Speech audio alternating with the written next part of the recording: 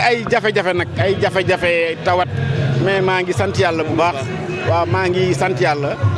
mais lépp lu fi mus a xew it musuma maa ngi doon jokkoo ak responsable yi mais di sant yàlla rek bi mu ñu mayee tey teew ak kattan ñu fekkee lu mel nii. jigéen ñi wane waat nañ seen bopp. tey jàngat bi lan la. xanaa sant yàlla kontaan lool ci ñoom félicité leen it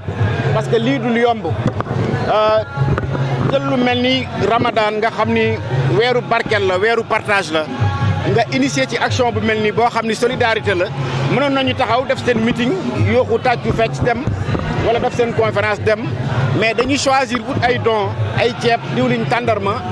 di ko séddale ci population bi mu nekk lu am solo loo xam ni population bi da koo soxla fi mu ne surtout ci contexte bi nga xam ne ci pandémie bi nañ nekk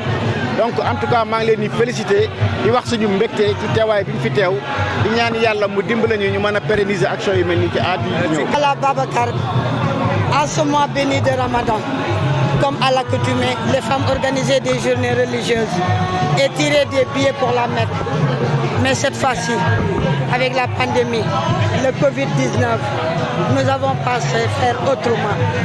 Autrement, c'est créer la solidarité et la paix entre nous. Parce que nul n'est censé ignorer qu'après cette pandémie, il y a eu des impactés dans cette ville, dans ce département. Alors nous avons jugé utile et plus raisonnable d'organiser une journée de solidarité et de paix pour venir en aide à nos sœurs qui sont dans le besoin.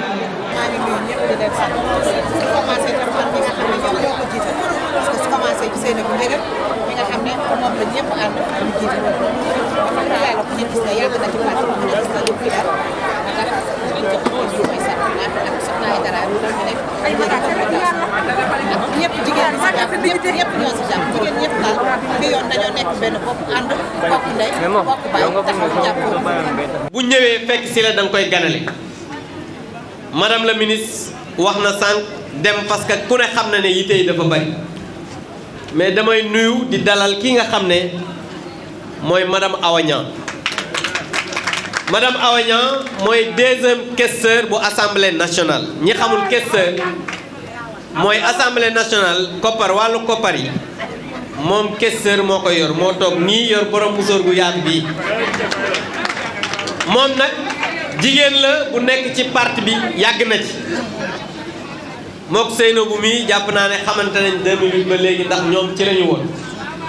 nekk sama xarit nekk sama jigéen nekk aussi suñu collègue nekk koo xam ne ku bëgg parti bi la lépp lu ñuy def ci parti bi te ay jigéen di ko def daf ciy taxaw looloo tax mu déplacé wu ñëw. Awa Niang ñu ngi lay ziar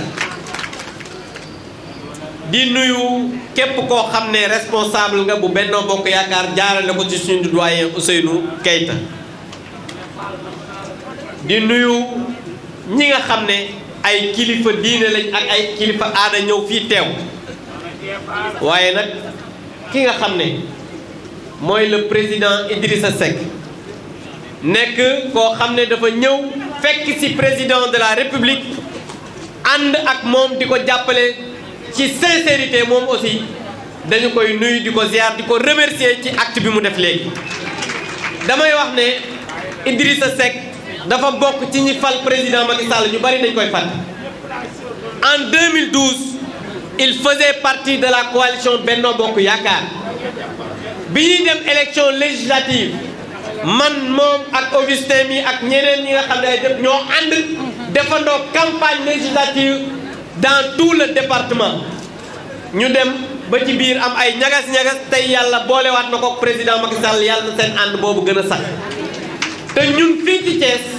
jàpp naa ne ànd boobu fii ci Thiès la war a gën a firndeloo parce que ku xam Idrissa Seck xam ko ak Thiès xam ko ak waa Thiès donc loolu dañuy ñaan li ànd boobu yàlla na gën a yàgg di nuyu sama collègue yi muy soxna Fat Sène ak soxna Maymouna Sène ak képp koo xam ne yaa ngi nekk jigéen bu nekk ci biir Alliance pour la République wala Benno Bokk Yaakaar ou la grande majorité présidentielle bu ngeen gisee duma lim ku lim jum mais képp koo xam ne kilifa nga militant responsable maa ngi lay sant di leen gërëm di nuyu nag ki nga xam ne sama seexandoo la ba tey jii yàlla def ñu boole ma ak moom di ñu sargal muy Ndeye Soukeye Gueye Ndeye Soukeye ñuul na rafet na ñaaw na bëgg na feebar na nangam APR la boobu mën naa xuloo dina histoire dina lii mel na nii APR la boobu man damay jàppee nit ci dara mooy ba mu jàppee ba tey bàyyiwul parce que nag ay sikku jàmbur wax naa ko jigéen ñi nee naa leen su ngeen seetloo li ngeen am tey ministre de la femme ñëw ministre de la femme du dem ci jigéen ñëpp Awa Niam yi nekk responsable ci national nekk caisseur ñëw Augustin ministre d'état directeur de cabinet ñëw Maodo Malick ñëw ma ñëw ñoom Ousseynou Keita ñëw Demba monsieur le ministre ñëw ñëpp ñëw musu leen ko am xam nga loolu nag li leen ko may lenn kese la lenn kese moo leen ko may mooy ànd nekk benn parce que nag wax naa leen jigéen ñi bi ma leen recevoir ma ne leen gis nga ay nit suñ dee ànd dañuy xool li leen boole ñu xool ki leen boole ñuy ànd ndax kooku te kenn bañ a gis sa sikku morom ab ànd pour mu rafet da ngay bàyyi ku nekk ak cëggal guyam ngeen xool li leen boole ngeen nekk ci loolu ndax ku ne am na loo bëggul kenn xamal la ko waykat bu mag bi Youssou Ndour dafa doon wax ne guddi bu doon toog ba mu yàgg mu doon bëccëg dina xumb lool donc nañuy suturaalante bàyyi wax ñu ñaaw bàyyi xasante bàyyi gaaruwaale bàyyi jëw ak wax lu dul dëgg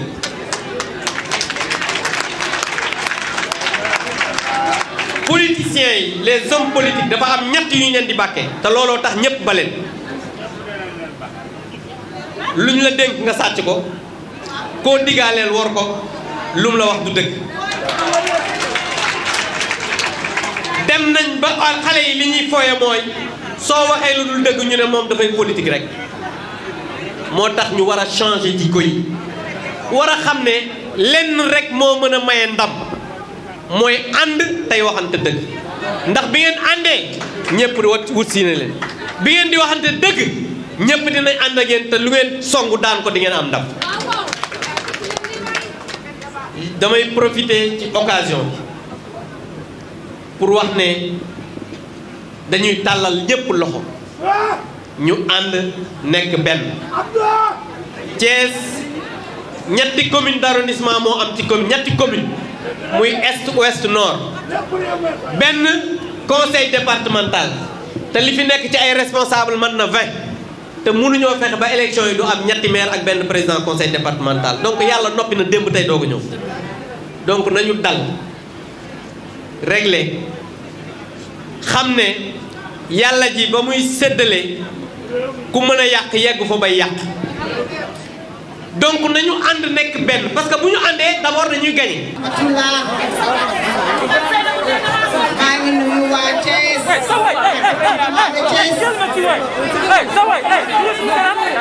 am mbégte nag tey ak fierté ñëw fii ci mairie Thiès seet si jigéenu Thiès ñu ay jàmbaar nag ñëw nag ci double casquette ñëw en tant que ministre de la femme de la famille du jeune et de la protection des enfants son excellence monsieur le président de la république dénk ma liggéey bi nga xam ne moo wàllu ci jigéenu Sénégal ñoo fi nag en tant que présidente du mouvement national des femmes de l'APR ci baaxu son excellence monsieur le président de la république dénk ma jigéen ñi nga xam ne ànd ak moom ci liggéey par thème mu am na tey fierté ñëw nag ci bés bu màgg bi nga xam ne waa Thiès jigéen ñi dañoo ànd bokk ndey bokk baay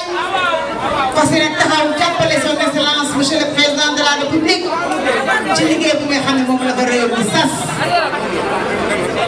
mu am ci nag fierté bu mag dama wax ne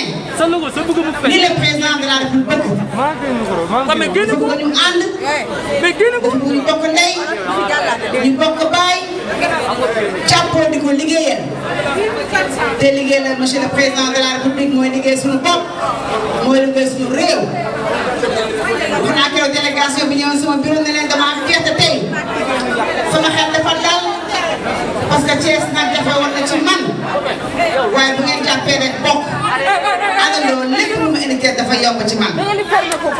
kon maa leen sargal di leen ziar di leen félicité indi ici nuyu son excellence monsieur le président de la République nga xam naa mon frère monsieur le ministre d'État Augustin Tine dina ci ñëw maa ngi koy nuyu en passant di ko sargal di ko ziar di nuyu monsieur le président mon frère sama goro Abdou Mbow di leen félicité sargal bi la jigéen di sargal ndax jigéen ne ku ñu sargal nag dee nga ku ñu sargal am nga coono ku ñu sargal nekk nga jàmbaar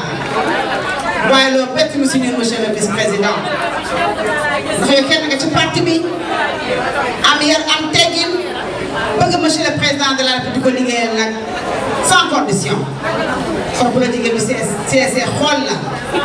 àndandoo bekk benn sargal la loolu ñu la ci félicité bu baax da ci encouragé parce que nag loolu mérité na de chance yow mérité na yaa ko liggéey fii ci Thiès kon ñu ngi lay nuyu su la nuyoo ñoo nag tous les responsables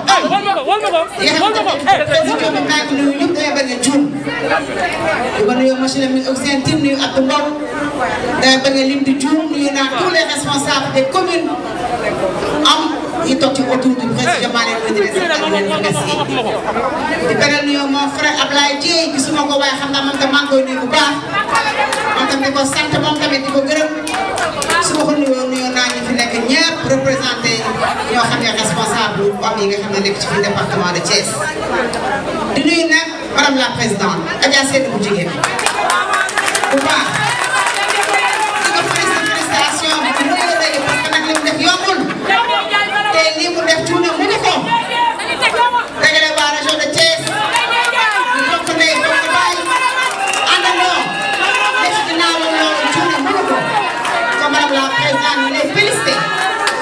sa taxawaay si comme nga président nga nekk kenn nag ci ñun di sama sœur di sama cousine di sama mbokk madame Mbacke maa lay nuyu di la félicité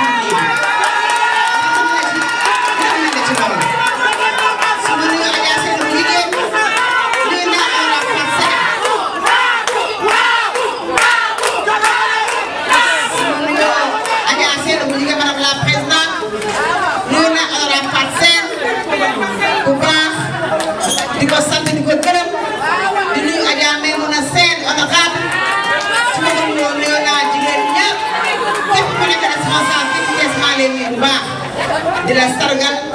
di la ziar di la gërëm di félicité nag sama sœur Adja Ndeye Souké moom tam ci tey tamit distinction bi ko jox lu mu yelloo la lu mu mérité la parce que yàgg na fii ci parti bi di liggéey son excellence monsieur le président de la République musul ne musul kaas musul dellu ginnaaw ci li mu nekk Adja Ndeye Souké maa lay félicité tamit di la encouragé di félicité waa Thiès nga xam ñoom tamit dañu sargal tey ziar loolu mérite la mu def de chance mérite la su ma nuyoo responsable jigéen yooyu yëpp nag nuyu naa les femmes ici présentes seen taxawaay ci kanam président ngeen bëgg ko di sonn guddi ak bëccëg di ànd ak moom ci liggéey bi te lépp matewul lépp egsiwul ci yéen waaye engagement moo fort ñu am président bu jar a jàppale ku gëm réew mi di ko liggéeyal di def lu bari di wax lu tuuti def Sénégal loo xam ne kenn musu ko fee def jël jigéen ñi placé leen au cœur de son programme de développement comme jigéen ñi dana leen jàppale dañ leen suqali dañ renforcer leadership parce que jigéen ñi nag bu jëmee kanam réew mi jëm kanam ñu xam ko nag bu baax di si liggéey bu rëy parce que démb firnde bi mooy firnde bi nga xam ne moom la woote woon conseil présidentiel bu am solo boo nga xam ne pour l'emploi des jeunes bu ñëwee jeune au Sénégal nag jàppale jeune fii la ñuy wax parce que on est majoritaire kon loolu présenté ci réew mi ñun xale jigéen ñoo ko moom kon femmes yi ñoo ko moom président fàtte wuñu gis na suñu ay jafe-jafe xam na suñu coono xam na lépp te mi ngi ciy avancé yu rëy parce que yaakaar naa ne tey jii boo duggee saabu di nga xam ne jigéen ñi seen taxawaay renforcé nañ ko seen leadership gën naa yokku ñu xam seen bopp gëm seen bopp di liggéey bu baax a baax kon ñu ngi félicité jigéen ñi Thiès yëpp félicité jigéen ñi Sénégal yëpp di leen sant yéen ñëpp di leen gërëm occasion la man nag ci tey xam naa ndey su koy géey damay jox cadeau mais le bii bu nekkoon nga defoon sa yaay bu leen màkk te yow yaay gën incha allah bu ñu leen may bee màkk bu soobee yàlla waa Thiès nee naa leen 1 million jox leen ko paas. ba ñi fi teew di leen wax ni tey am naa mbégte parce que wér na ma ni président Macky Sall bu gisee image yi dina kontaan torop donc jigéenu Thiès à la tête desquels suñu xarit Seynabou Ndiéguène ñi ngi leen di gërëm ñi ngi leen di sant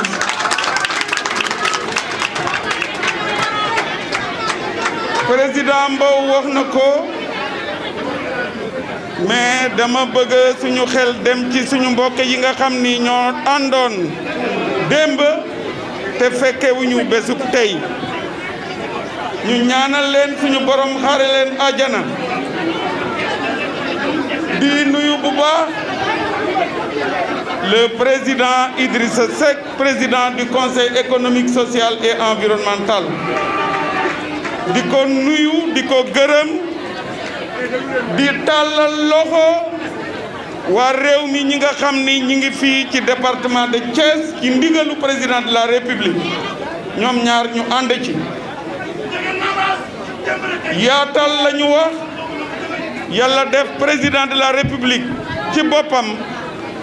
moo ànd ak Idrissa Seck ñu yaatal ñun nag gëm naa ni xam nañu li nga xam ni moom la ñu yebal maa ngi nuyu les deux parrains président Abdou Mbow ak sama sœur Ndeye Soukey Gueye Ndeye Soukey la brave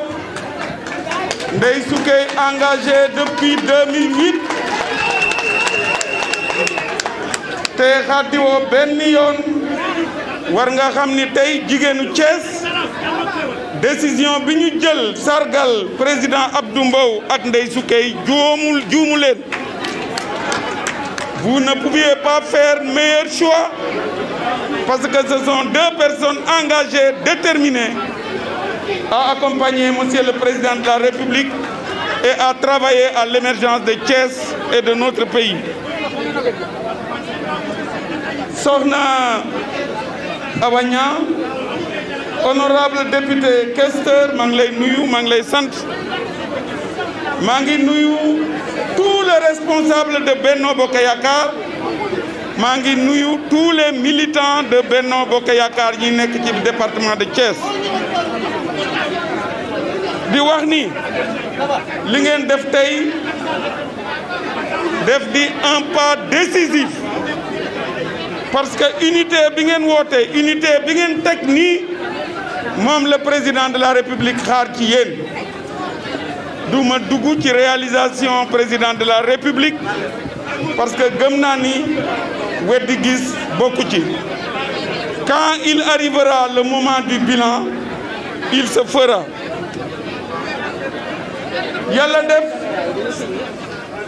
cérémonie bi ngeen def tey un acte de solidarité pendant le Ramadan musulman, acte de solidarité pendant lequel vous êtes dans la piété, mais vous avez décidé, même si vous êtes en abstinence, de travailler à la solidarité moo tax ngeen waxtaan teg lii te am naa yaakaar ni li ngeen bëgg di ngeen ko ci am parce que gëm naa ni la réponse a été favorable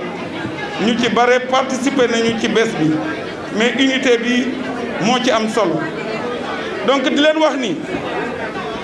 compte rendu sera fait à monsieur le président de la République pour li ngeen def tey c'est et comme maa ngi leen koy waxaat ànd bi nekk benn moo am solo ànd bi nekk benn c'est vrai je pense que démb am na lu ma yónnee woon foofu à la permanence jot ngeen ci sama yaram dafa daw ke am ab séeréer la te am na ay tukulóor yu ma jege dinaa ci teg 1 million.